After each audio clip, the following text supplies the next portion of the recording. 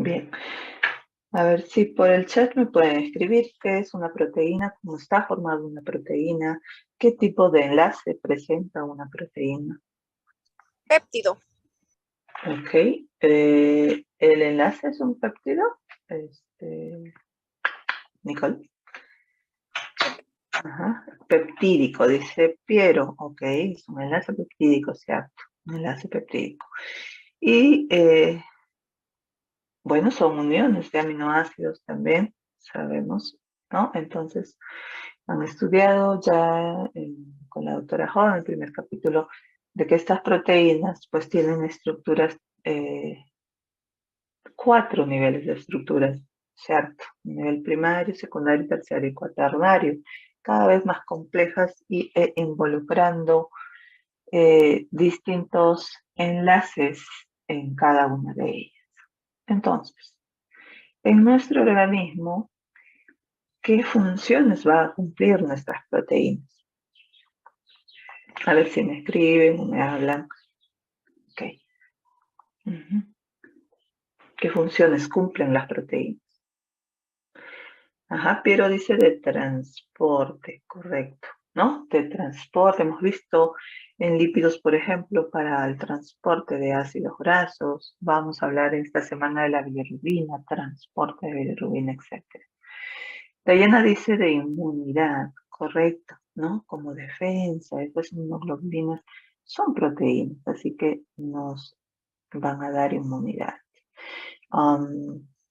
Estructural, Jorge dice inmunológico, enzimático, correcto, estructural como el colágeno o enzimático, ¿no? Que ustedes han hecho el primer capítulo ya de enzimas. Muy bien, entonces yo requiero de proteínas o consumir estas proteínas justamente por esa importancia, por esa función que estas van a realizar dentro de mi organismo. Bueno, hay muchos más, ¿no? Detoxificación, por ejemplo, y también puede ser obtener energía de estas si es que el organismo lo requiere, aunque no es la función principal de una proteína. Yo no consumo proteínas con ese fin. El fin es resintetizar todas estas proteínas que cumplen las funciones mencionadas en nuestro organismo. Para eso voy a consumir proteínas.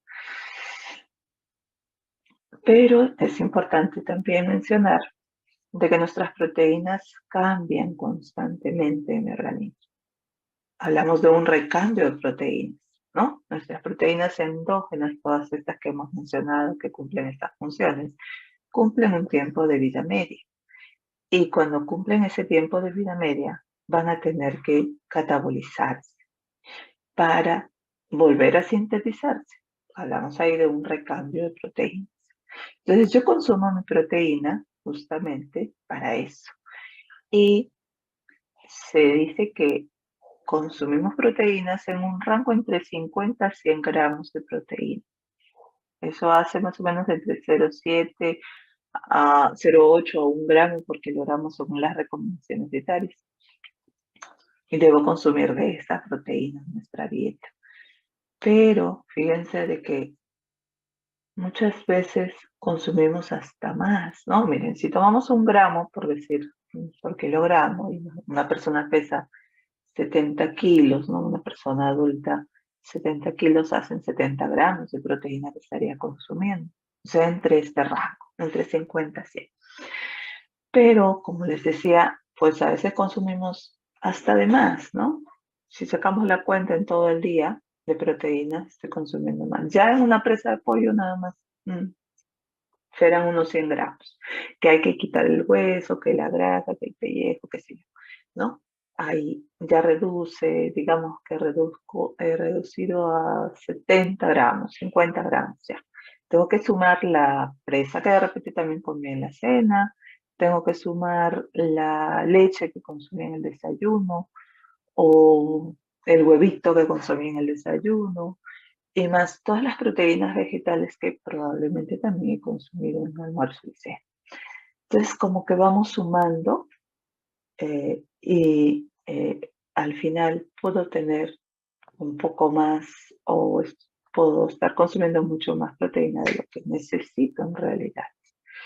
Y esa proteína que yo consumo en la misma cantidad tiene que ser excretada o catabolizada. La misma que yo he consumido, la misma cantidad debo excretar. Y en realidad lo que excreto no es el aminoácido en sí, porque esa proteína sabemos que se digiere y se liberan los aminoácidos.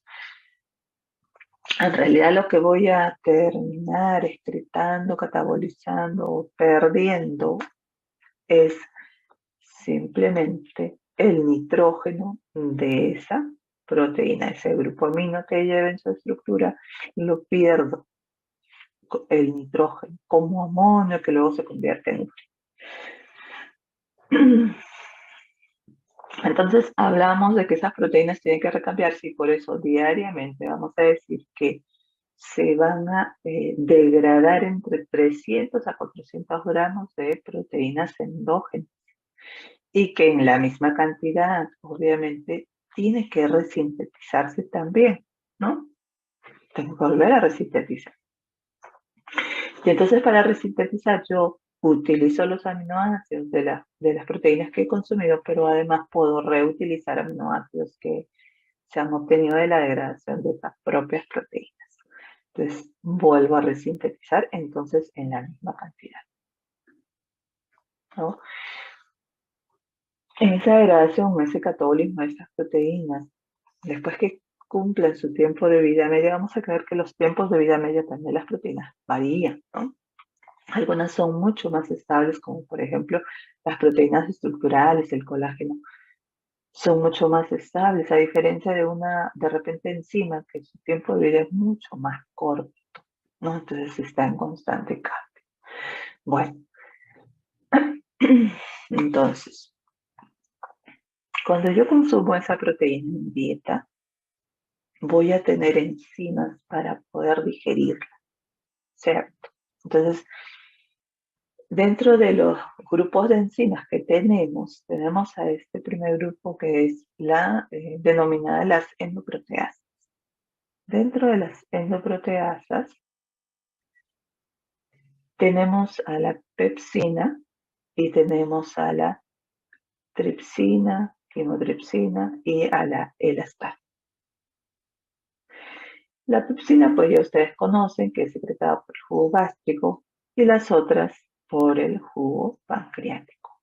¿Y cómo actúan estas endoproteasas?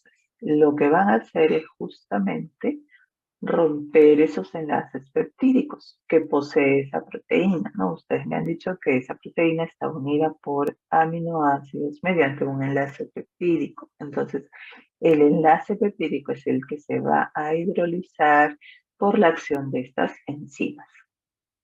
Pero cada una de ellas va a actuar sobre ciertos aminoácidos específicos que luego vamos a decir cuáles son.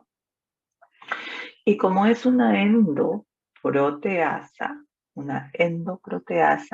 los enlaces que rompen son los que están formando ese enlace peptídico, esos aminoácidos dentro de la cadena proteínica, dice ahí. O sea, si esta es mi larga cadena de aminoácidos de toda mi proteína, sabemos que es mucho más de 50 aminoácidos, mucho más grande. En medio de esa cadena, ¿sí?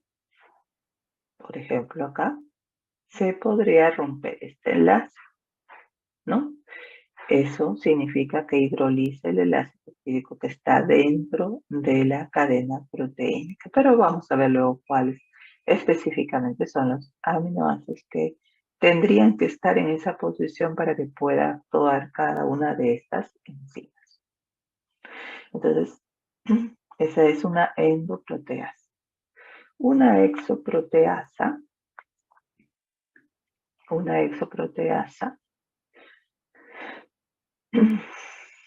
ya actúan liberando aminoácidos, hidrolizando enlaces que se encuentran por los extremos, denominado extremo carboxiloterminal. A ver, una proteína, una cadena proteínica, siempre tiene dos extremos, ¿cierto? Un extremo, por este lado, lo tengo, es el extremo carboxilo terminal. Siempre termina en este extremo con un grupo carboxilo, por eso se llama carboxilo terminal.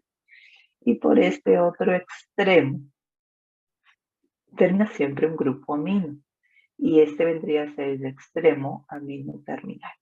Entonces, lo que va a hacer esta exoproteasa es liberar el aminoácido que está en este extremo. O sea, va a romper o a hidrolizar este enlace peptídico que se ha formado entre dos aminoácidos o un aminoácido específico para que se libere ese aminoácido, ¿no? Sal. Dentro de este grupo de enzimas exoproteasas se encuentran las carboxipeptidasas, tanto la A como la B. Estas son secretadas por el jugo pancreático también. ¿Ok? Bien. Luego tenemos a las aminopeptidasas. Si son aminopeptidasas, pues libera, por lo tanto, el aminoácido que se encuentra por el extremo amino terminal, ¿cierto? Entonces, por acá se va a hidrolizar este enlace peptídico, liberando también, o sacando también este aminoácido que está en este extremo amino terminal. Las aminopeptidadas sí son secretadas por las células de la mucosa intestinal. Ahí en el borde del cepillo es donde van a tener su acción. Bien.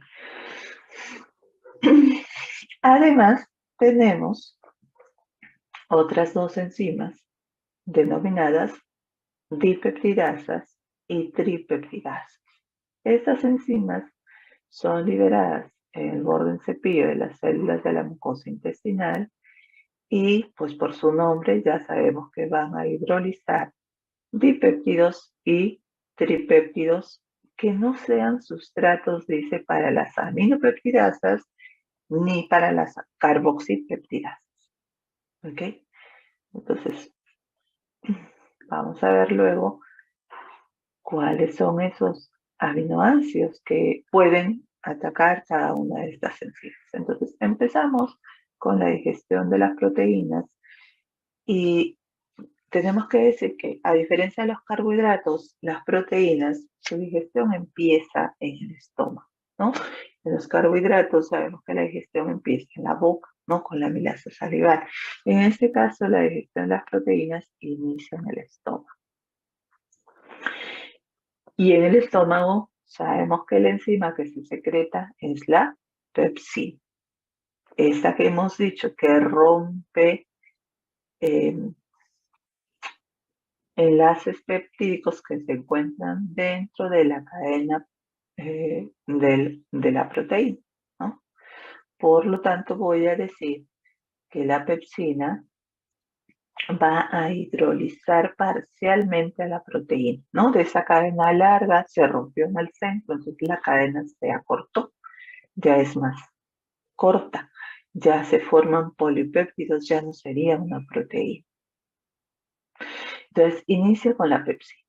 El proceso culmina, dice, en el intestino. En el intestino sabemos que van a ser secretadas enzimas pancreáticas y también por las células del intestino, formando ya estructuras mucho más pequeñas. Al final yo voy a tener estructuras bajo la forma de tripéptidos, bajo la forma de dipéptidos o aminoácidos libres, que bajo estas formas sí pueden ser absorbidas, sí pueden ingresar al enterocito. Y bueno, ahí finalmente esos dipéptidos tendrá que hidrolizarse con las dipeptidasas o tripeptidasas para poder tener libre todos los aminoácidos, ¿no? Este es un esquema general de lo que hemos dicho. La digestión empieza acá en el estómago con la acción de la pepsina, decíamos, ¿no? Y ya el alimento que es, la proteína que ya está mucho más corta, ¿no? Bajo la forma de péptidos, polipéptidos, les mencionaba, avanza ese alimento y se encuentra con las enzimas que secreta el jugo pancreático bajo su forma inactiva, que luego se tienen que activar para poder actuar y liberar más aminoácidos o acortar mucho más esas estructuras. También las aminopeptidasas actuarán. Finalmente, llegó a dipéptidos, tripéptidos y aminoácidos que ingresan a la célula, al enterocito, y ahí finalmente se liberan todos los aminoácidos.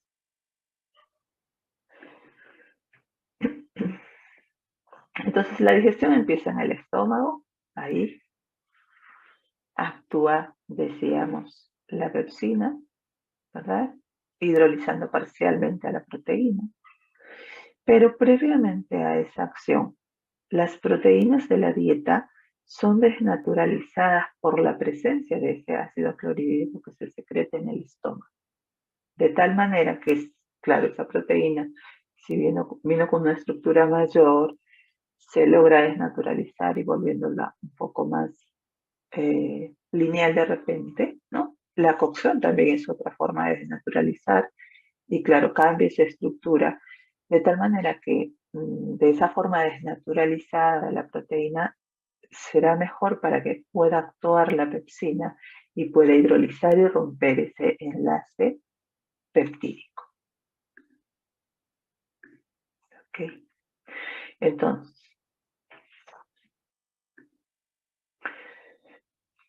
ahí en el estómago, la pepsina, bueno, en realidad es secretada bajo la forma de pepsinógeno, no su forma inactiva. Sucede lo siguiente, que la mucosa gástrica secreta gastrina para que esa gastrina promueva la secreción primero del pepsinógeno por las células principales y las células parietales lo que van a hacer es secretar ácido clorhídrico. Entonces, ese pepsinógeno en presencia de ese ácido clorhídrico se activa y se vuelve pepsina para que empiece a actuar sobre las proteínas que llegaron acá al estómago. Entonces, acá está. Gastrina hace que las células parietales secreten ácido, las principales secreten pepsinógeno, y cuando el pepsinógeno se encuentra allí en el estómago en presencia de ese ácido clorhídrico, ¿no? En pH bastante ácido, pues va a hidrolizarse este pepsinógeno liberando 42 aminoácidos de su estructura y lo que me queda es la estructura de la pepsina que vendría a ser la enzima ya con una actividad para que empiece a actuar sobre la proteína de esa dieta. Muy bien. ¿Cómo actúa la pepsina? Ya dijimos que es una endopeptidasa, por lo tanto, hidroliza uniones peptídicas dentro de la estructura de esa proteína y actúa específicamente cuando se encuentren allí formando un enlace peptídico, por ejemplo, aminoácidos aromáticos. O puede también estar allí un aminoácido de cadena ramificada. O podría encontrarse también la metionina, ¿no? Aminoácidos aromáticos, cadenas ramificadas o metionina. Entonces, esa larga cadena de esa proteína puede ser que en medio haya dos fenilalaninas, que son dos aminoácidos aromáticos formando un enlace peptídico. Entonces la pepsina puede hidrolizar, puede romper ese enlace y separar en dos cadenas, no dos péptidos, dos polipéptidos. O podrían estar estos dos aminoácidos aromáticos, fenilalanina y tirosina. También puede romper ese enlace peptídico. O podría ser un aminoácido aromático como la fenilalanina con uno de cadena ramificada como la leucina, por ejemplo. Acá también podrá romper ese enlace.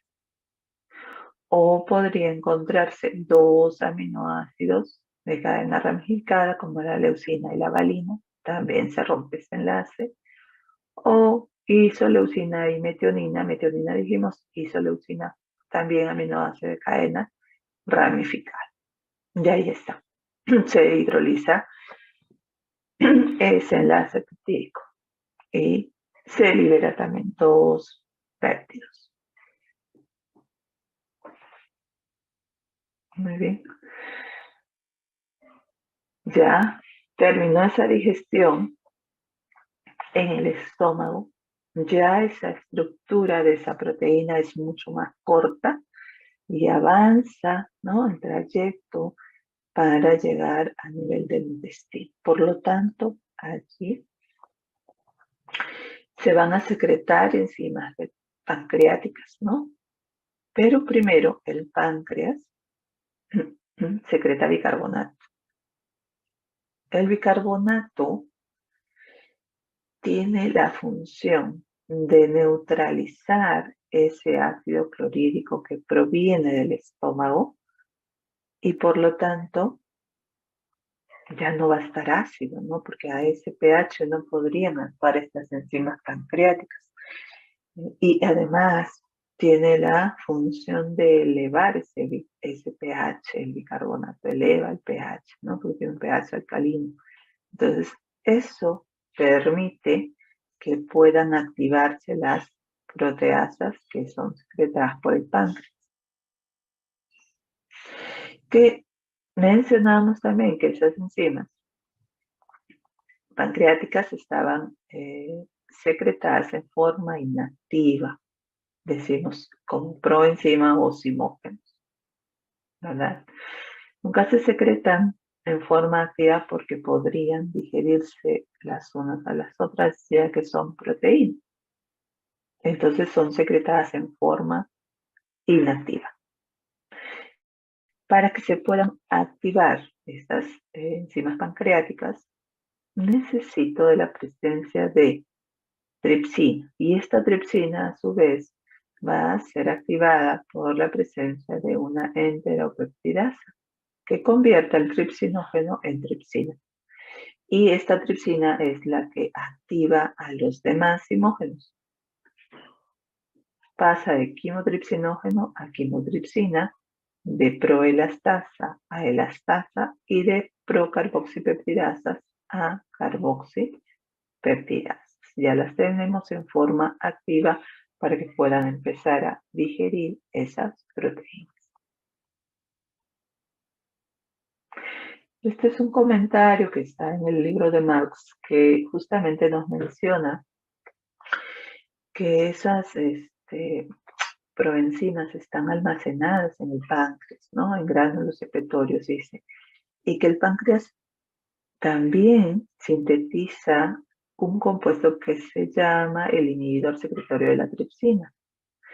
Y la utilidad de este inhibidor secretorio de la tripsina, es inhibir o bloquear, dice, cualquier actividad de la tripsina que pueda ocurrir por una activación accidental del tripsinógeno.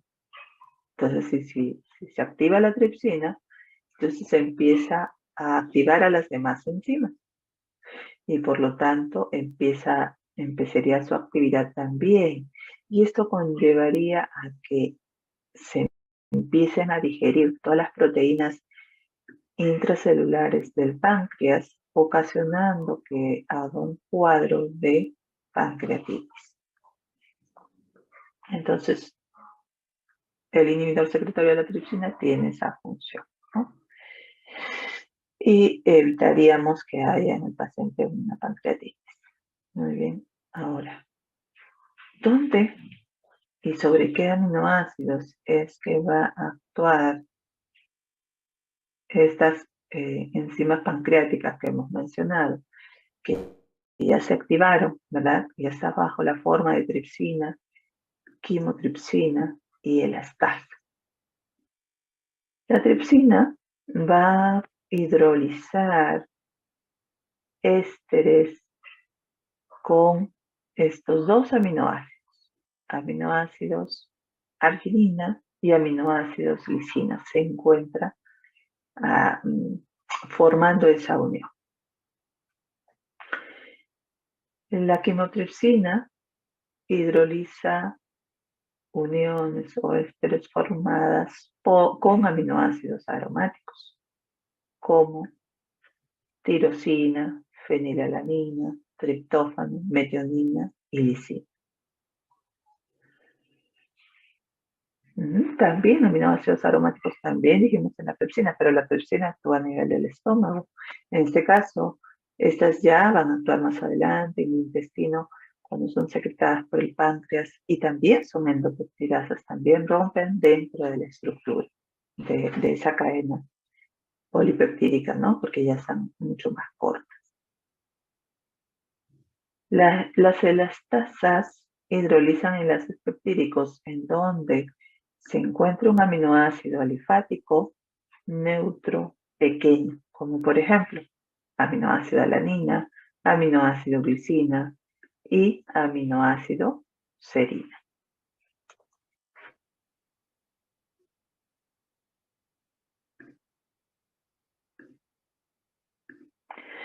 Muy bien.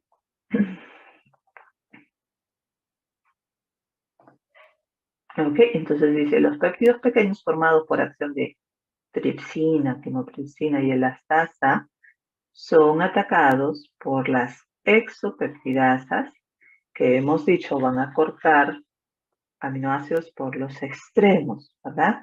Por los extremos. Entonces ahí necesitamos de la actividad de las carboxipeptidasas, que previamente debe ser activada por acción de la tripsina, ¿no? De procarboxipeptidasas, dijimos, pasa a carboxipeptidasas. Dentro de estas habíamos mencionado que existen dos. Las carboxipeptidasas A, que van a actuar sobre aminoácidos aromáticos también, sobre entonces fenilalanina, tirosina y triptófano, que son aminoácidos aromáticos. Pero acá la diferencia es que al ser una carboxipeptidasa, actúan por los extremos, ¿verdad? A actuar sobre aminoácidos aromáticos, pero que esté en el extremo carboxilo terminal. Por ahí va a hidrolizar ese enlace y va a liberar ese aminoácido. También tenemos a las carboxipeptidasas B. Las carboxipeptidasas B van a actuar más bien sobre aminoácidos básicos. Los aminoácidos básicos son glicina y arginina, que tienen un grupo amino en ese radical, en ese de ese aminoácido. En cambio, estos son ácidos porque tienen un grupo carboxilo en ese radical. Perdón, estos son aromáticos. Una confusión. Los básicos, a diferencia de los ácidos son los que tienen en el R un grupo carboxilo, NCR. Bueno, el proceso de digestión va a culminar en el intestino. Allí en el intestino va a haber participación también de exopeptidasas, pero que son producidas por las células del epitelio intestinal y actúan en el borde en cepillo de la célula. En este caso, las exopeptidasas vendrían a ser las aminopeptidasas, que como dijimos, estas actúan liberando o sacando un aminoácido, pero esta vez por el extremo amino terminal, por este otro extremo, ¿no? A diferencia de las carboxipeptidasas. También las aminopeptidasas son exopeptidasas, al igual que las carboxipeptidasas, pero sacan o liberan aminoácidos del extremo amino terminal. Muy bien. Entonces, ya bajo la forma de tripéptidos o dipéptidos, estas estructuras dijimos de que pueden ingresar dentro del enterocito. Entonces, en el enterocito van a existir dipeptidasas y tripeptidasas para que puedan liberar finalmente todos los aminoácidos. Las dipeptidasas entonces van a actuar sobre los dipéptidos y las tripeptidasas sobre los tripéptidos. Finalmente se deben liberar todos esos aminoácidos.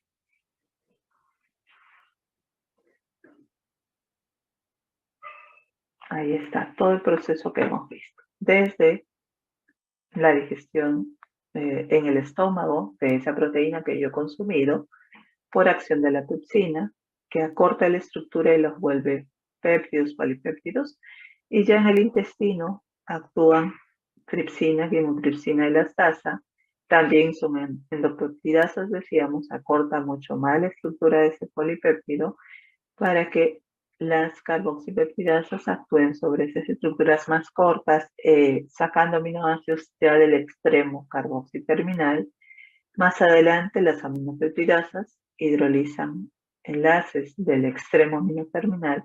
Finalmente, como dipéptidos, tripéptidos y aminoácidos entran al enterocito para que termine la digestión, las dipeptidasas, tripeptidasas y se liberen finalmente todos los aminoácidos. Luego esos aminoácidos tienen que ser absorbidos, ¿no? Se absorben en el humo intestinal a través de sistemas secundarios, que para que ingresen esos aminoácidos entonces al enterocito necesitan de un transporte activo dependiente de sodio. El sodio ingresa conjuntamente con el aminoácido, pero hay un grupo menor en que utiliza una difusión facilitada y puede ingresar también. Una vez que ingresó el sodio a través de la bomba sodio-potasio, que un sodio va a salir y un potasio ingresa a la célula. Y bueno, luego ya ese aminoácido va a llegar a circulación y tiene que ser allí, actuar distintos sistemas de transporte para ir y llevar a distintos tejidos también.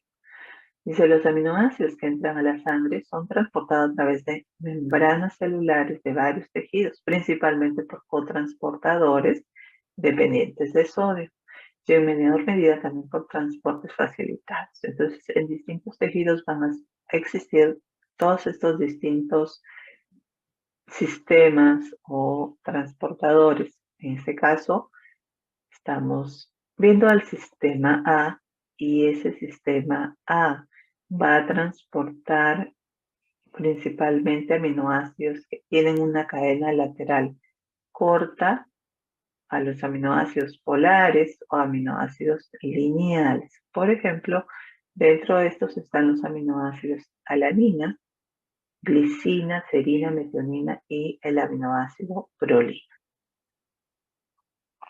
Y también dependen del sol.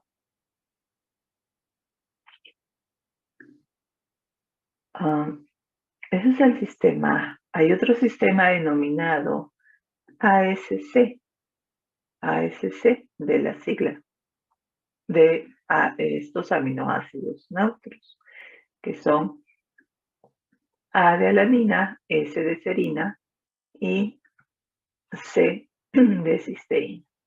También son dependientes de sodio. El sistema X carga negativa transporta aminoácidos ácidos como el glutamato y el aspartato, ¿no? Que tienen un grupo carboxilo. El sistema Y con carga positiva transporta aminoácidos básicos, lisina y arginina, ya habíamos mencionado, también dependientes de sodio. Luego el sistema N transporta glutamina y asparagina y el sistema beta transporta beta-alanina y aminoácido taurino.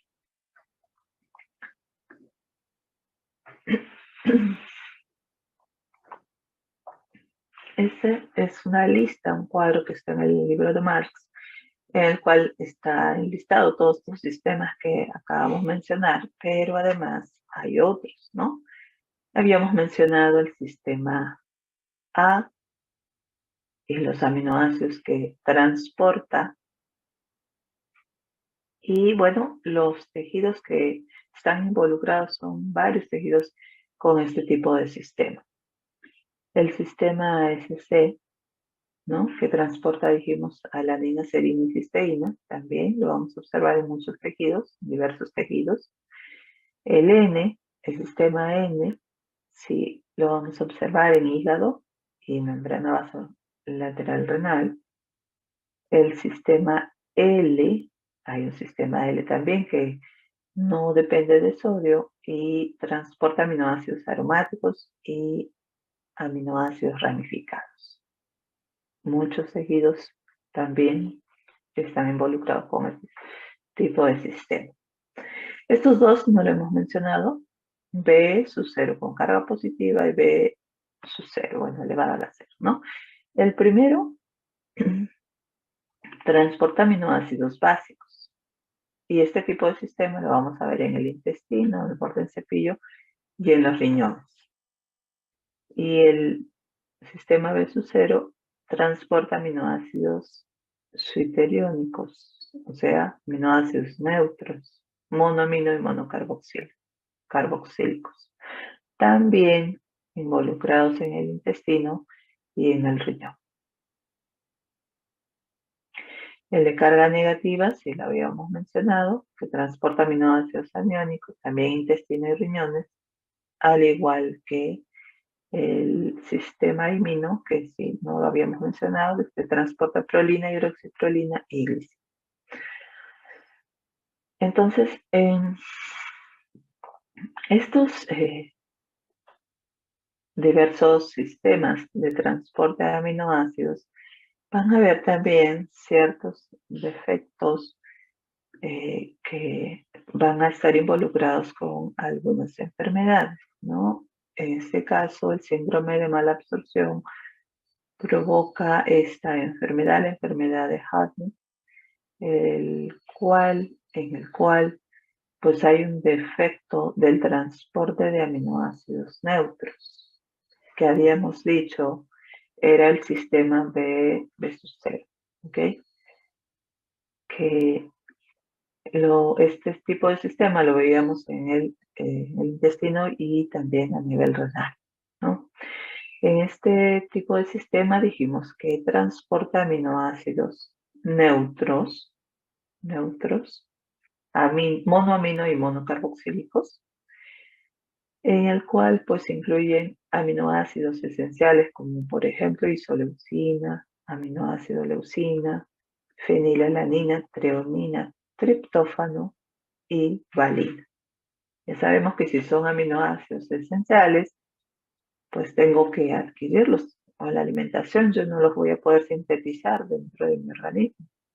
Y encima va a haber una falla en este defecto de transporte de estos aminoácidos. Pero también están involucrados aminoácidos no esenciales acá, como alanina, serina y tirosina. Pero estos sí los puedo sintetizar dentro de mi organismo. Entonces, el problema es justamente con los aminoácidos esenciales. Que haya una deficiencia de este aminoácido triptófano, por ejemplo, causa una enfermedad que se llama peladra. Probablemente lo hayan visto en vitaminas. Cuando hablaron de vitaminas, no sé si lo hicieron con la doctora Ho. Y esta peladra causa erupción fotosensible, ataxia y síntomas neuropsiquiátricos. Esto es justamente por la deficiencia del aminoácido triptófano, que es el precursor del NAD y el NADP. Al igual que si hablaron de vitaminas, deben haber hablado sobre la deficiencia de niacina, que también causa peladra. La deficiencia de niacina, la niacina, pues también es precursor del NAD y del NADP.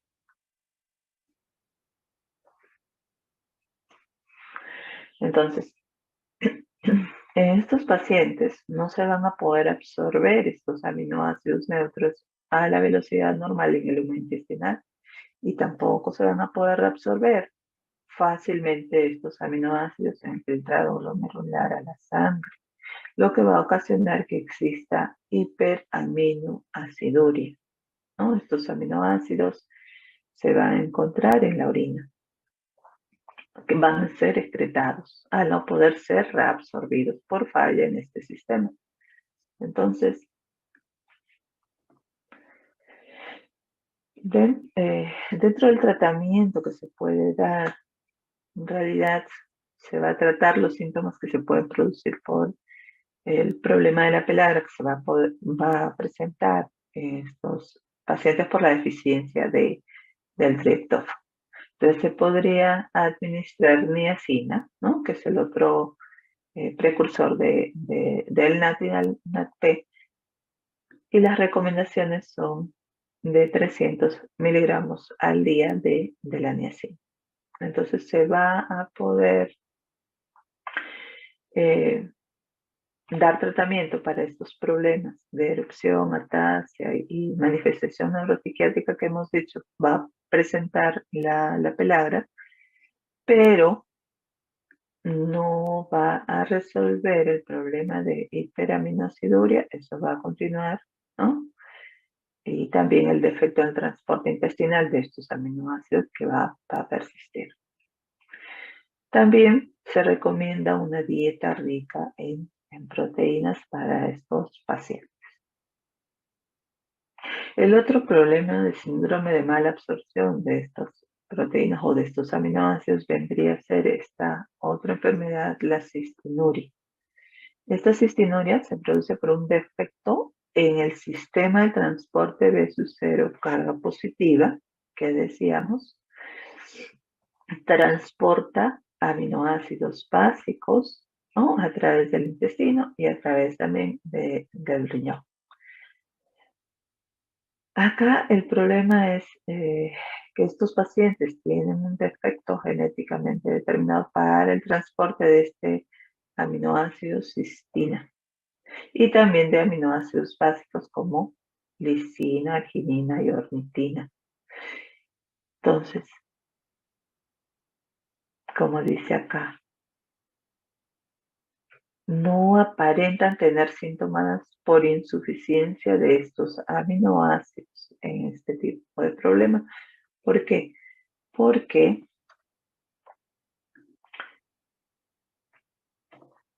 el aminoácido cisteína, este es oxidado en sangre y orina para producir disulfuro de cisteína, así que no habría problema, pero también en este sistema están involucrados aminoácidos no esenciales como el aminoácido arginina. Y ese aminoácido arginina en realidad yo lo voy a poder sintetizar dentro de mi organismo. Entonces no vamos a observar deficiencias en este caso, ni tampoco de la ornitina, porque ese también puede sintetizarse dentro de mi organismo. También en el ciclo de la urea y hay otra forma de síntesis también. El problema acá en este síndrome de mala absorción, la cistinuria, es que los pacientes, al formar esta cistina, pueden, y al ser insoluble esta cistina, puede formar cálculos renales y alojarse en el uréter, causando hemorragias geniturinarias y dolor agudo intenso, ¿no? Un cólico renal. Entonces, este vendría a ser el mayor problema. Muy bien, entonces todos esos aminoácidos que ya vimos han sido transportados, primero digeridos y luego transportados con todos los sistemas de transporte que hemos mencionado, van a llegar a distintos lugares. Por ejemplo, en el intestino, en el riñón, generalmente va glutamina y va asparagina. Aminoácidos de cadena ramificada generalmente los toma el músculo y el cerebro. Y bueno, la mayor parte de aminoácidos termina en el hígado. Y en el hígado, ¿por qué? Voy a utilizarlos para poder sintetizar proteínas. A ver, va a suceder dos distintas situaciones si es que el paciente está en un estado de buena alimentación o si el paciente está en un estado de ayuno con la utilización de estos aminoácidos. Si una persona está en un estado de buena alimentación, un estado postprandial, y está consumiendo proteínas en su dieta normalmente, ¿cierto? Entonces ya hemos visto cómo esas proteínas han sido digeridas y se han liberado sus aminoácidos. Entonces los aminoácidos que yo he digerido Y además esos aminoácidos que vienen del recambio también de estas proteínas son tomados para poder formar nuevas proteínas. Esa es la finalidad, el fin principal de ese aminoácido, de ese consumo de proteínas. Pero además van a haber compuestos que requieren de nitrógeno en su estructura, compuestos esenciales, dice acá, por ejemplo, ¿qué podría ser? Como por ejemplo la formación de nucleótidos requiere de aminoácidos, requiere de nitrógeno, como por ejemplo la formación de sales biliares, en la cual hemos visto que se conjuga con aminoácidos. Y también tenemos que dar aminoácidos para eso, ¿no? Por ejemplo, la formación de porfirinas también, en su momento lo vamos a ver, que también requiere de aminoácidos, ¿ok? Entonces, y bueno, acá también las proteínas o estos aminoácidos para formar proteínas en distintas células, ¿no? Cuando ya sobren aminoácidos, después de haber formado estos compuestos requeridos, estas proteínas principalmente, entonces estos aminoácidos sobrantes, y yo he dicho que lo que sobra, lo que yo como en exceso, se tiene que catabolizar, se tiene que perder en la misma cantidad que ingresé además. Y en realidad lo que se pierde es el nitrógeno, dije también, no es el grupo amino. Bueno, entonces, pero queda la parte del esqueleto carbonado. Entonces, más adelante vamos a ver que existen en el catabolismo de aminoácidos, existen dos grupos. Los aminoácidos que se llaman glucogénicos y los aminoácidos que se denominan cetogénicos. Un aminoácido denominado glucogénico se cataboliza, y acá el aminoácido sobrante se empieza a catabolizar y llega a formar intermediarios del ciclo de Krebs. Y eso, por lo tanto, me conlleva a poder formar moléculas de glucosa. Entonces, acá hemos estado buena alimentación. Con esa cadena carbonada, con ese esqueleto carbonado, yo terminaré formando glucosa. Y como tengo suficiente energía, esa glucosa puede ir a almacenarse como glucógeno. Porque no lo necesito oxidar, porque ya tengo suficiente cantidad de energía y no necesito usar esa glucosa como fuente de energía. Además, cuando digo que existen aminoácidos cetogénicos, esos aminoácidos cetogénicos terminan formando moléculas de acetil-CoA. Y esas moléculas de acetil-CoA yo los puedo tomar para ir a sintetizar ácidos grasos o para ir a formar también cuerpos cetónicos. Como este es un estado de buena alimentación, yo no necesito cuerpos cetónicos porque por ahí obtendría para obtener más energía, pero tengo suficiente. Entonces lo que toma es esta otra vía en la cual esa molécula de acetil-CoA la voy a utilizar para sintetizar ácidos grasos. Ya hemos hecho la clase de lípidos y vimos que para sintetizar ácidos grasos yo requiero de acetil para formar malonil-CoA y finalmente alargar la estructura de ese ácido graso, ¿no?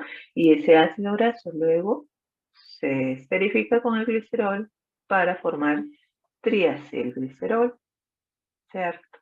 Entonces, por esta vía, entonces yo haré la formación de triacilglicéridos y empaqueto en VLDL para que se transporte al tejido adiposo y se almacene allí para el momento que se necesite obtener energía a partir de ese triacilglicérido. Bien, entonces, cambia la situación si es que, pues, la persona más bien necesita energía, ¿no? Y está en un estado de ayuno, necesita energía, por lo tanto, no está consumiendo proteínas. Y entonces yo requiero obtener energía de todas mis reservas, ¿no? Glucógeno, lípidos y proteínas. Entonces ahí es donde se van a degradar las proteínas del músculo para poder obtener energía de estas proteínas. Entonces la proteína se degrada, se libera aminoácidos, ¿no? Y estos aminoácidos tienen que ir hacia el hígado. Pero cuando se cataboliza el aminoácido, vamos a ver de que ciertos aminoácidos no pueden viajar por circulación. Por ejemplo, los aminoácidos ácidos no van a poder y por lo tanto tienen que convertirse en glutamina, que es un aminoácido que me va a servir de transporte. Además que cuando este aminoácido se cataboliza, también libera ese amonio. Entonces, esa es una forma de transportar ese amonio a través de esa glutamina. O por acá, en el ciclo de la glucosalanina, también la alanina me sirve de otro medio de transporte de ese glucomino y va, ¿no? Y hay algunos aminoácidos que van directamente. Entonces, ¿qué sucede con esos aminoácidos que ya llegaron acá al hígado? Igualmente, como hemos mencionado, algunos son glucogénicos, algunos son cetogénicos. Los que son glucogénicos forman glucosa, intermediarios del ciclo de Krebs forman glucosa. Y entonces yo puedo tomar esta glucosa para,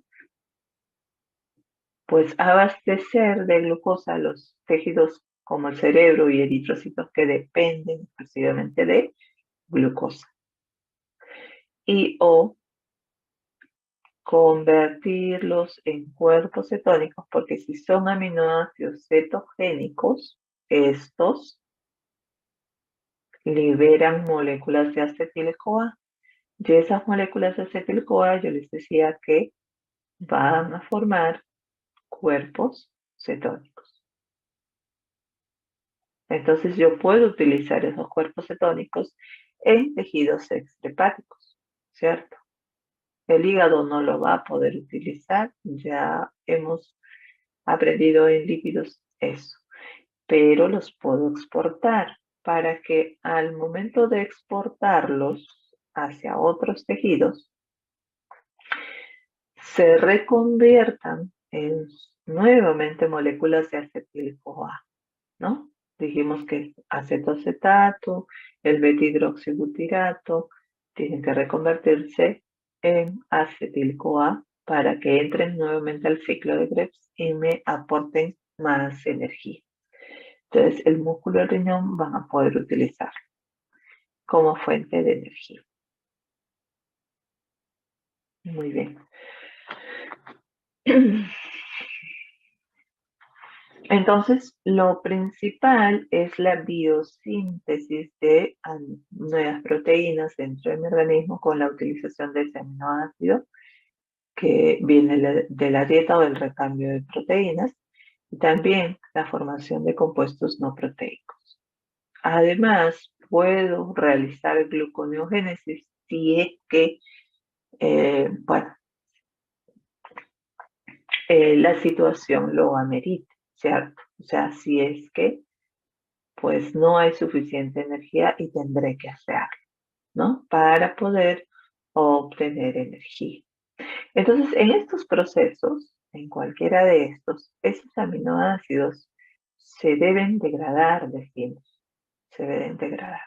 Entonces, cuando hablamos de degradación de ese aminoácido y al tener ese aminoácido, esta estructura común para todos, sabemos que siempre un aminoácido hay un carbono en el centro, el cual está ligado a 4 grupos, en este caso, un grupo carboxilo, por acá tiene un grupo amino, tiene el hidrógeno siempre, y tiene un radical que hace la diferencia entre aminoácido y aminoácido, ¿cierto? Entonces, cuando hablamos de que el aminoácido se tiene que degradar, vamos a ver que por un lado se va a perder este grupo amino, va a salir, y que por otro lado, pues la parte de la cadena carbonatada también tiene que degradarse, o sea, toda esa parte también se tiene que convertir en otros compuestos. Y yo dije que lo único que se va a perder de ese aminoácido que ingresó de mi dieta es el grupo amino. Ese es el único que se pierde finalmente en la misma cantidad que ingresa a mi organismo, ¿no? La parte carbonatada termina transformándose en otros compuestos. Para que pueda perderse ese grupo amino, para la pérdida de ese grupo amino, yo o nuestro organismo va a realizar distintas reacciones. Dentro de las reacciones que va a realizar, tenemos las primeras reacciones, que son las reacciones de transaminación, para luego realizar reacción de desaminación oxidativa. Y en esa reacción de desaminación oxidativa finalmente se pierde ese grupo amino. Y también reacciones de desaminación no oxidativa, para también perder ese grupo amino. Entonces, estas son las reacciones en general que vamos a ver para estos aminoácidos, ¿no? La primera habíamos mencionado que es las reacciones de transaminación, que vendría a ser esta parte. La reacción número 1. Para hablar de reacciones de transaminación, están involucrados, pues ahí, un aminoácido y un cetoácido, ¿cierto? Aminoácido tiene su grupo amino, grupo carboxilo. Cetoácido tiene su cetona con su grupo carboxilo, cetoácido. En reacciones de transaminación hay transferencia de grupos funcionales. En este caso, la transferencia del grupo amino, que va a ser transferido y va a ingresar acá a reemplazar a este oxígeno. Es lo que ya tengo por acá, convirtiéndose este cetoácido en un nuevo aminoácido. Y como es el cetoglutarato, se va a convertir en glutamato, porque ambos tienen el mismo R en su estructura, el mismo radical. Ahí está. Después, lo común que es para un aminoácido, ¿no? Un grupo amino, grupo carboxilo. Como es de cetoácido, grupo cetona y grupo carboxilo. Y de este aminoácido se formará un nuevo cetoácido, que en este carbono está entrando el oxígeno, cetoácido. El R se conserva el mismo R de este aminoácido que ha participado ahí en la reacción.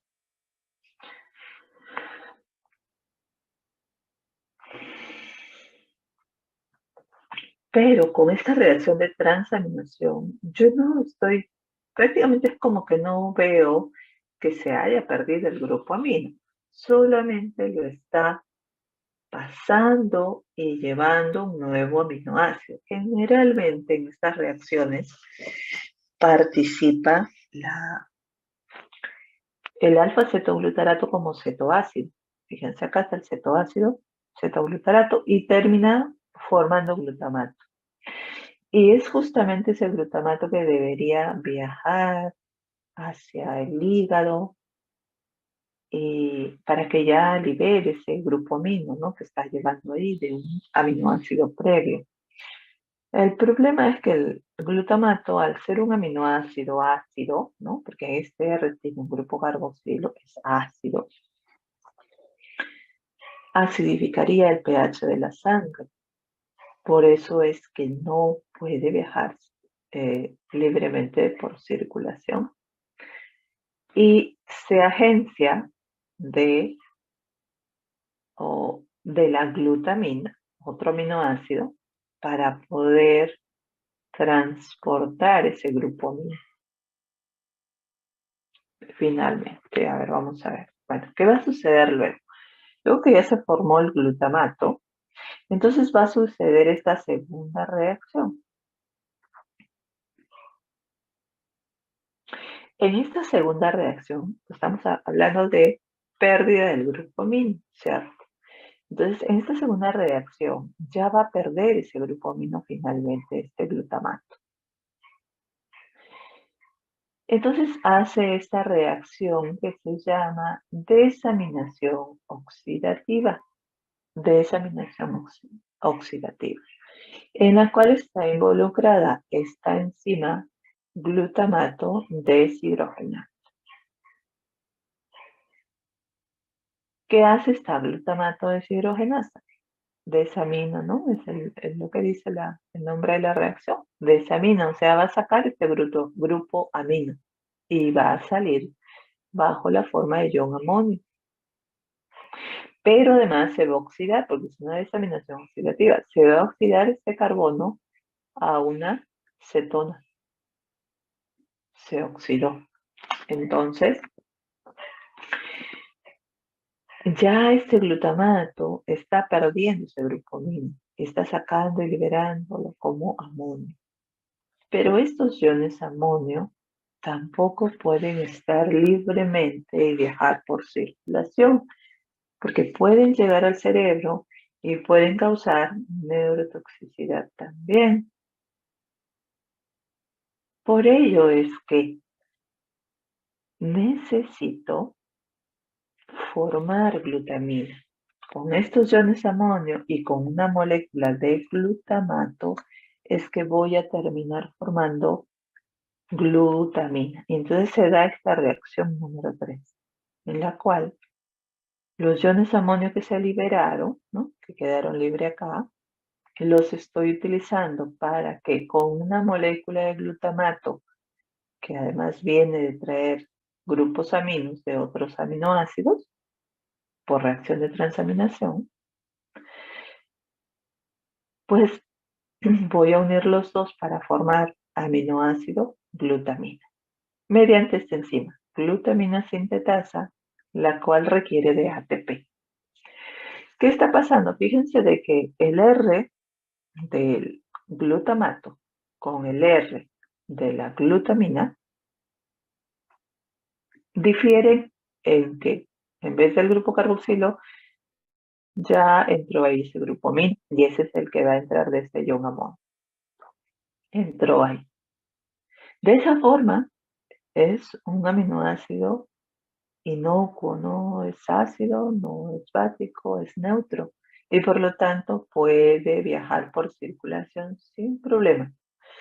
Y la idea es que llegue hasta el hígado para que en el hígado nuevamente se reconvierta en glutamato y haga esta cuarta reacción.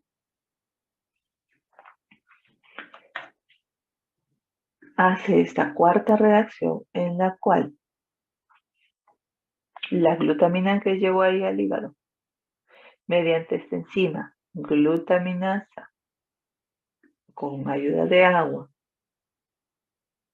libera nuevamente esos iones amonio, va a salir este de acá y se va a volver a reconvertir en aminoácido glutamato, ¿no? O sea, va a tener nuevamente ese grupo carboxilo en este extremo.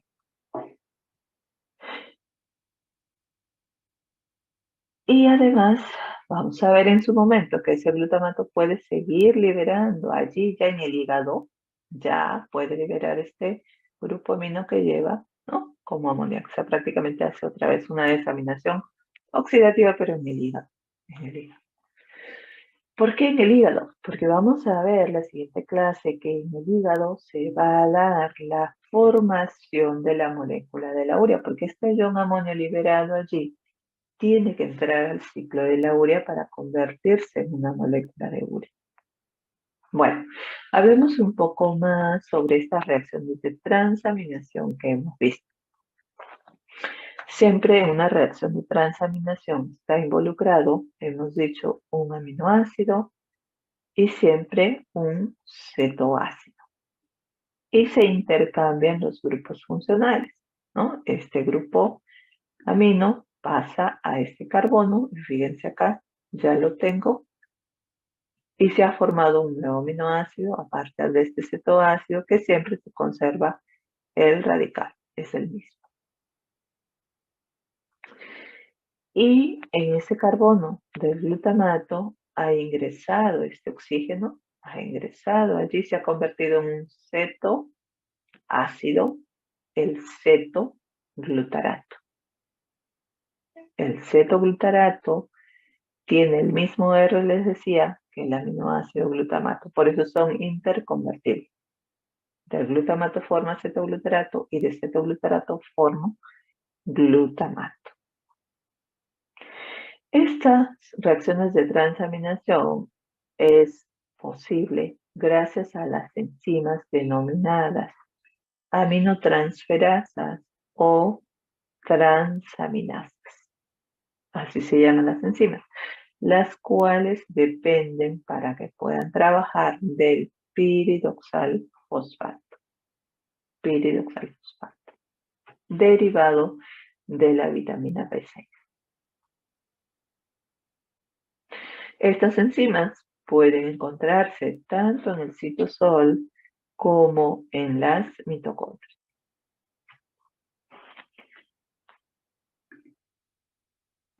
Bueno, y como decía, pues yo requiero del fosfato de piridosal como cofactor de esta enzima para que pueda trabajar.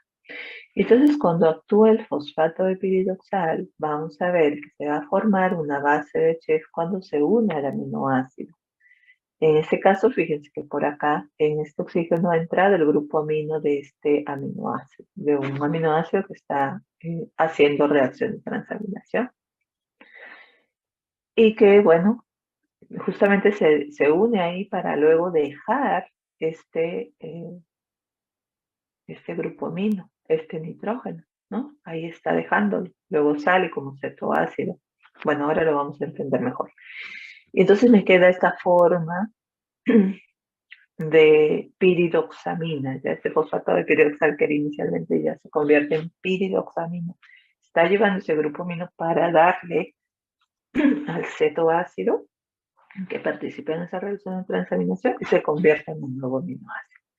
A ver, si no lo hemos entendido acá, vamos a ver en esta lámina que involucra ahí todo el proceso. Voy a ampliar para que lo puedan ver mejor. Ahí está.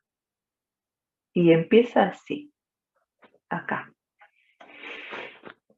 Cuando ese fosfato de piridoxal está unido a la enzima.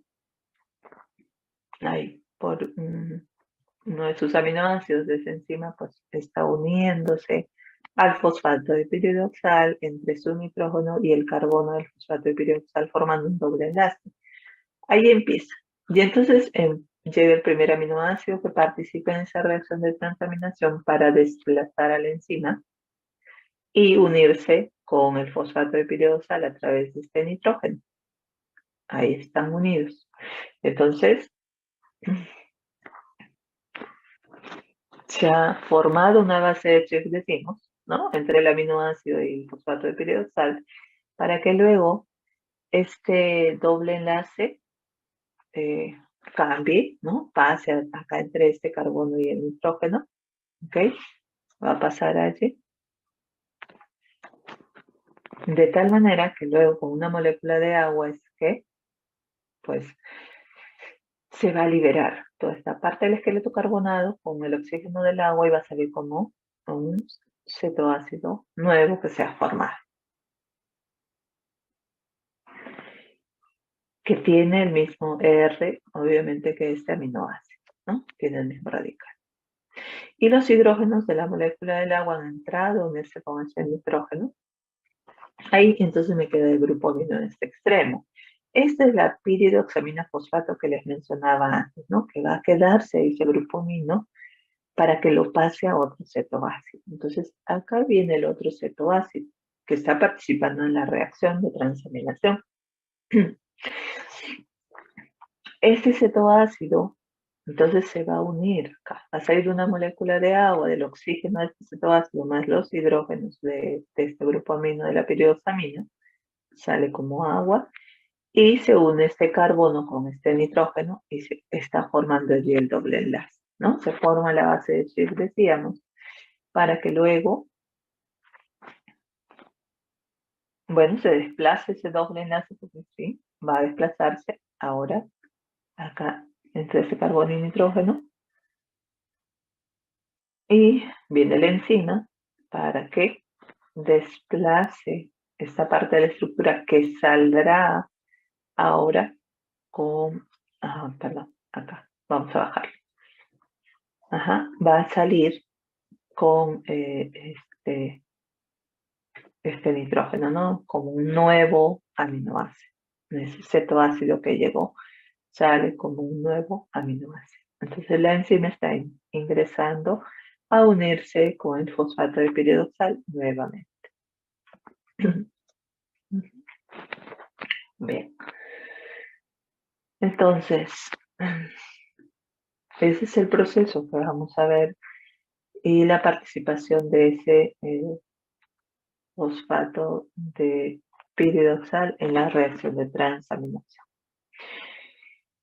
Estas reacciones de transaminación que estamos mencionando van a ser reversibles.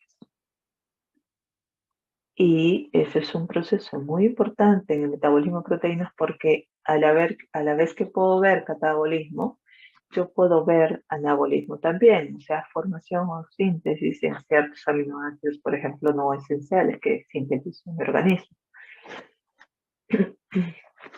Ahora, de todos los aminoácidos que realizan reacciones de transaminación, no lo pueden hacer los aminoácidos lisina ni el aminoácido treonina. No hacen reacciones de transaminación. Y cuando participan en reacciones de transaminación, estos cetoácidos, piruvato, oxalacetato y alfa-cetoglutarato, estos dan lugar a la formación. Si es de piruvato,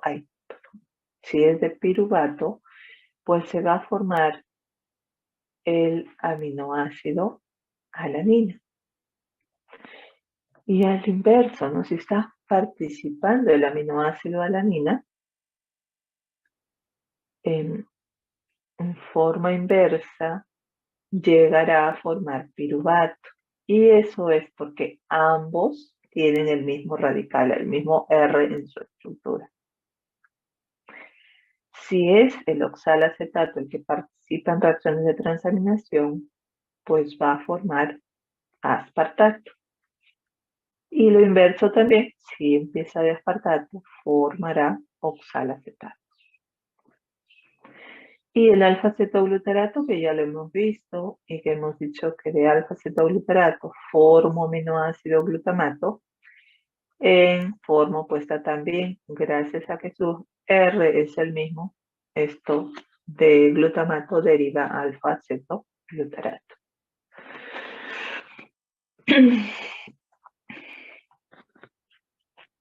Muy bien, hay dos enzimas también de interés clínico que son la glutamico-oxalacético-transaminasa o también OGOT, ¿no? O también llamada aspartato aminotransferasa. Lo importante es el infarto al miocardio, ya que cuando sucede esto van a aumentar sus concentraciones y van a ser liberadas al torrente sanguíneo para dosarlas y detectarlas que están en aumento. O también puede suceder lo mismo cuando hay una hepatitis con necrosis principalmente. O también la otra enzima vendría a ser la glutámico-pirúvico transaminasa o GPT o alanina aminotransferasa. Aunque es importante en problemas hepáticos, ¿no? Como colestasis, hepatitis tóxica o virales, también van a aumentar en problemas cardíacos. Y esas son las dos reacciones en las cuales vemos la participación de estas enzimas. Hablamos de la glutámico pirúvico o alanina aminotransferasa. En las enzimas que catalizan esta reacción entre alanina y alfa-cetoglutarato para formar piruvato y aminoácido glutamato. O a la inversa, ¿no? Yo sé que alanina me da piruvato y yo sé que piruvato me puede dar alanina en forma inversa también. Y alfa-cetoglutarato con el glutamato son par interconvertibles, así que en forma inversa voy a tener lo mismo. La GOT también, o aspartato aminotransferasa, en la cual participa el aspartato con alfa-cetoglutarato. De aspartato yo obtengo oxalacetato, eso mencionamos antes, porque justamente el R del aspartato, que es este, es el mismo R del oxalacetato. Y ya sabemos que alfa-cetoglutarato con glutamato también son interconvertibles. Este cetoácido tiene el mismo radical que el glutamato. Y lo mismo sucede con la alanina. La alanina, que tiene como radical el CH3, es el mismo del piruvato. Lo único que cambia es el grupo funcional cetona para el piruvato, amino para la alanina, ¿no?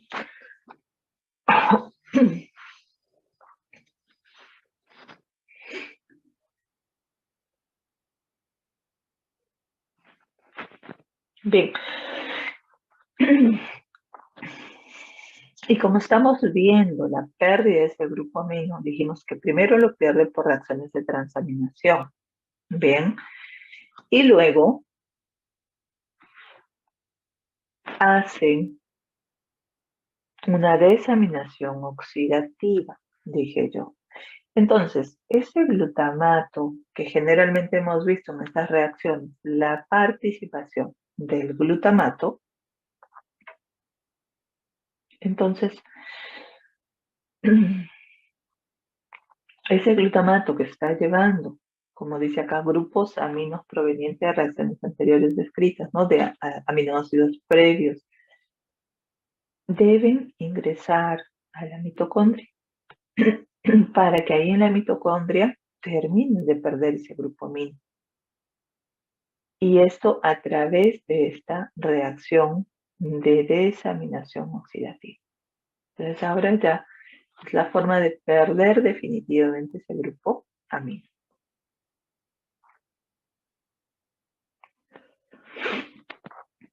En esta reacción de desaminación oxidativa yo les decía de que participa la glutamato deshidrogenasa. Que este aminoácido glutamato que está llevando ese grupo amino de un aminoácido previo ahora lo va a perder definitivamente. Se va a desaminar, sale ese grupo amino como amoníaco en este caso. Y en este carbono pues va a haber una oxidación, decíamos, a una cetona. Ahí está.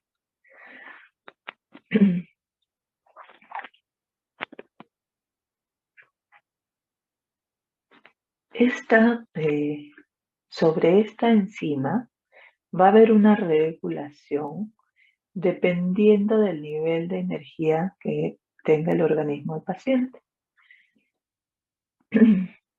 Cuando los niveles de energía son altos, o sea, hay suficiente ATP o GTP, ¿no? Ahí por este proceso del ciclo de Krebs que se da en la mitocondria.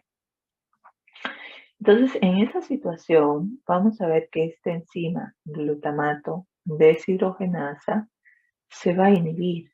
Dice, se inhibe la desaminación del glutamato. ¿Y por qué se inhibe?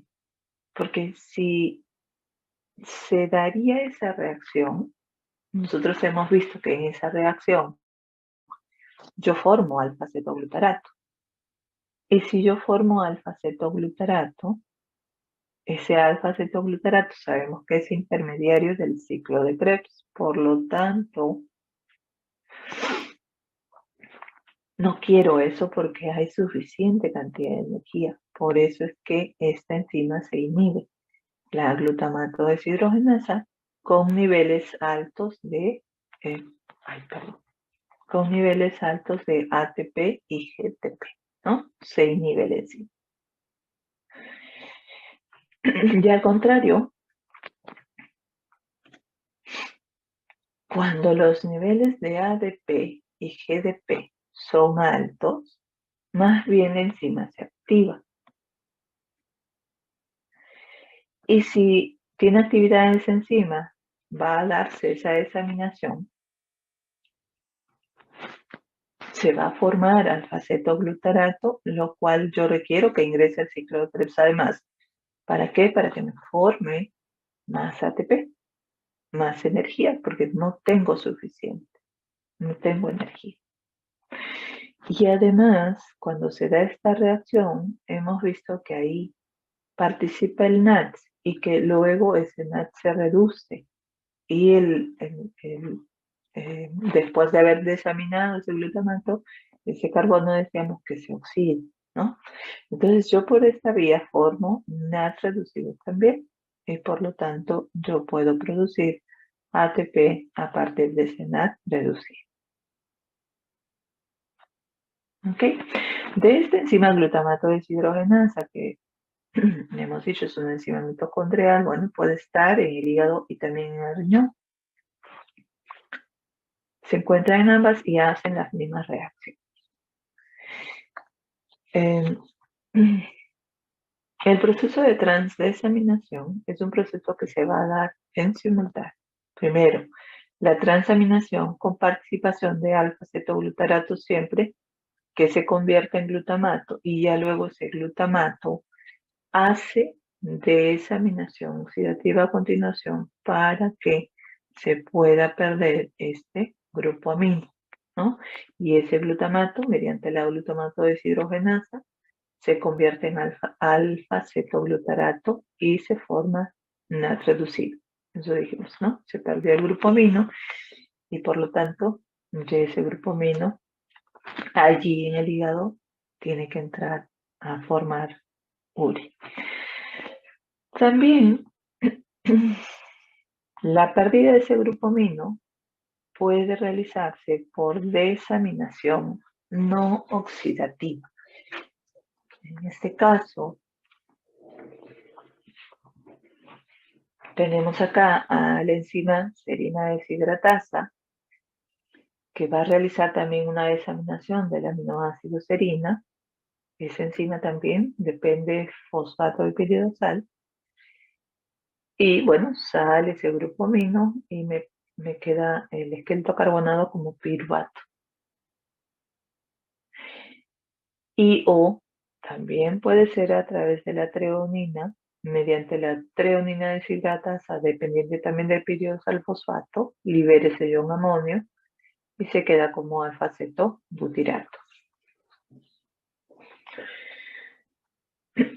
Entonces, la pérdida de ese grupo amino como amoníaco que está saliendo, hemos visto en todas estas reacciones, ¿no? Tanto en las reacciones de desaminación oxidativa como no oxidativa. Ese es el origen de ese amoníaco por estas reacciones. Pero además vamos a ver que en el intestino también las bacterias intestinales pueden producir este amoníaco, ¿no? Y de esas proteínas que se consumen en la dieta, que no hayan sido totalmente digeridas, pues se pueden tomar para que las bacterias pues, también produzcan este amoníaco. Y luego ese amoníaco se absorbe por circulación portal, llega hacia el hígado ese amoníaco, ¿no? Y entra también allí para que luego pueda ser convertido en una molécula de URI. Entonces todos estos iones amoníacos tienen que ser eliminados porque son tóxicos, vamos a decir, son tóxicos. Y decía que podría llegar incluso hasta el cerebro. ¿Y por qué decimos que es tóxico para el cerebro? Porque este aumento de niveles de amoníaco pueden revertir la reacción de la glutamato deshidrogenasa. Y entonces disminuyen la formación de alfa-cetoglutarato o incluso pueden tomar ese alfa-cetoglutarato del ciclo de Krebs. Entonces ahí está como que interrumpiendo esa vía de formación de ATPs mediante el ciclo de Krebs, porque este alfa-cetoglutarato con estos amoníacos se van a unir para formar glutamato. Hacen la reacción inversa mediante esta reacción de la glutamato deshidrogenasa, ¿no? Normalmente lo veíamos la glutamato de glutamato a alfa-cetoglutarato para liberar ese amonio, pero ya la liberación de este ion amonio es tan alta de que empieza a tomar ese alfa-cetoglutarato de ese ciclo de Krebs para ir a formar o hacer la reacción inversa. Y entonces la formación de ATP va a estar afectada a nivel cerebral porque está interrumpida ese ciclo de Krebs, ¿no? Entonces por eso decimos que va a ser tóxico. Los niveles normales que pueden encontrarse de amonio en sangre están entre 5 a 10 micromoles de amonio o amoníaco. Ya un valor superior va o puede causar neurotoxicidad porque podría llegar al cerebro. Bueno, dice acá, además el amoníaco formado en los tejidos, una cantidad considerable también las arterias intestinales, decía, pueden producir este amoníaco por las proteínas que se consumen en la dieta, ¿no? Luego ese amoníaco se absorbe por sangre portal, dijimos que llega hacia el hígado, y el hígado normalmente debe eliminar ese amoníaco, ¿no? De la sangre portal, de manera que la sangre periférica esté libre de esta. Pues, como sabemos, es tóxico para el sistema nervioso central, ¿no? Puede causar temblor, visión borrosa en casos más graves, incluso coma y muerte en el paciente. Por lo tanto, ese amoníaco tiene que utilizar este mecanismo cíclico, dice que es en realidad este ciclo de la urea, ¿no? Para poder formar una molécula de urea ahí en el hígado, y luego esa molécula de urea a través de circulación va a llegar hacia el riñón y lo va a excretar por la orina. Esa urea ya viaja normalmente por sangre porque no, ya como urea no es tóxico, ¿no? A diferencia de ese amoníaco. Bien, entonces, hemos visto en resumen el día de hoy que de las proteínas que yo consumo en el día normalmente, en esas proteínas de la dieta que está en aproximadamente 50 a 100 gramos al día, decíamos, ¿no? Entre 0,7 a 1 gramo por kilogramo de peso, las recomendaciones dietarias. Se han digerido, se han absorbido y yo tengo un pool de aminoácidos. Igualmente, de nuestras proteínas endógenas, que he dicho que tienen que estar recambiándose al cumplir ese tiempo de vida media, alrededor de 300 a 400 gramos al día de esas proteínas endógenas. Estas proteínas se degradan y en esa degradación también pues hay formación o liberación de aminoácidos. Entonces entra a tener todo un pool de aminoácidos para poder yo tomar y volver a resintetizar proteínas con estos aminoácidos, tanto de la dieta y los que vienen de recambio. Entonces yo utilizo para sintetizar proteínas, utilizo para formar aminoácidos no esenciales en mi organismo, ¿no? De algunos aminoácidos se forman otros aminoácidos esenciales. También formo compuestos que tengan, decíamos, nitrógeno en su estructura y que no sean proteínas. Dentro de ellos, había mencionado a los nucleótidos, ¿no? A las purinas, las pirimidinas en realidad para formar nucleótidos. Y también están las porfirinas y también están los ácidos biliares que mencionaba. Y por otro lado, lo que sobre de aminoácidos, decía que lo que sobre tendrán que degradarse igualmente, ya no los voy a utilizar. Y entonces en la misma cantidad que ingresó de mi dieta, tiene que salir, tiene que ser eliminado. Y entonces en esa degradación hemos visto que hay una pérdida del grupo amino, ¿verdad? Por reacciones de transaminación o desaminaciones oxidativas o no oxidativas. Y por otro lado, la parte del esqueleto carbonato que también va a tener una forma de catabolismo, degradación. Entonces, en estas reacciones, tanto de degradación como de biosíntesis, yo voy a ver que están involucradas las reacciones de transaminación y de desaminación que hemos mencionado. La parte del esqueleto carbonado que estamos diciendo tiene que de todas maneras catabolizarse o degradarse ese aminoácido. Por un lado, vimos que la pérdida de amoníaco, y yo he mencionado que esto se tiene que convertir en urea para que se excrete a nivel renal. Es lo que vamos a ver en la siguiente clase. ¿Cómo es que se pierde ese amoníaco? ¿Cómo es que se convirtió en urea? ¿Cómo es que se excreta? Finalmente. Pero la parte del esqueleto carbonado de ese aminoácido, vamos a aprender en otra clase también que esa parte del esqueleto carbonado puede terminar formando glucosa, porque se cataboliza y llega a formar intermediarios del ciclo de Krebs mencionado. Y que o puede ser que en esa oxidación llegue a formar moléculas de acetil-CoA, un poco que también al inicio estaba mencionando eso.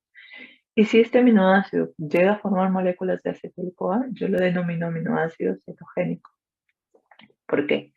Porque yo puedo utilizar esas moléculas de acetil-CoA para formar cuerpos cetónicos. Si es que el organismo necesita energía, se irá a formar cuerpos cetónicos o directamente en algunos tejidos entra a hacer ciclo de Krebs para obtener energía también, ¿no? Y o de repente faltaría acá mencionar que estas moléculas de acetil-CoA también pueden derivarse para formar ácidos grasos. Eso es cuando hay un estado de buena alimentación y el organismo no requiere energía. Entonces, en los organismos dice acá, el 90% de las necesidades energéticas son cubiertas por hidratos de carbono y grasas, fíjense, y el 10 al 15% restante es proporcionado por la oxidación de aminoácidos. Tiene que dar los carbohidratos ser la fuente principal de energía, las grasas también. En cambio, debemos reservar las proteínas para más bien sintetizar nuevas proteínas. Bien. Ya. No borré. Vamos, entonces, ahora les dije que íbamos a pasar acá, un put, que íbamos a terminar temprano, que entonces vamos a hacer esto en este momento. Vamos a ver. Ok. Voy a compartir mi pantalla porque dejé de compartir. Ahí está. Ya. A ver. Traten de ingresar entonces.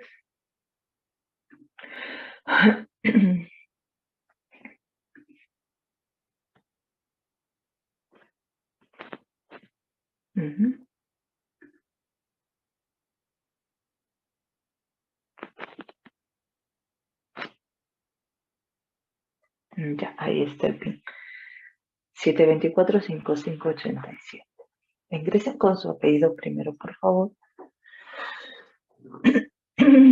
Apellido y nombre.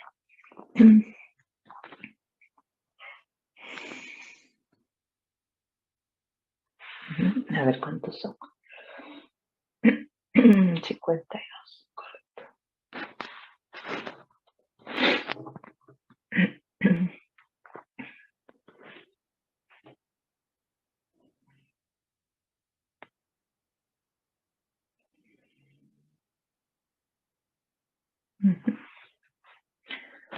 A ver, hay 19 recién que se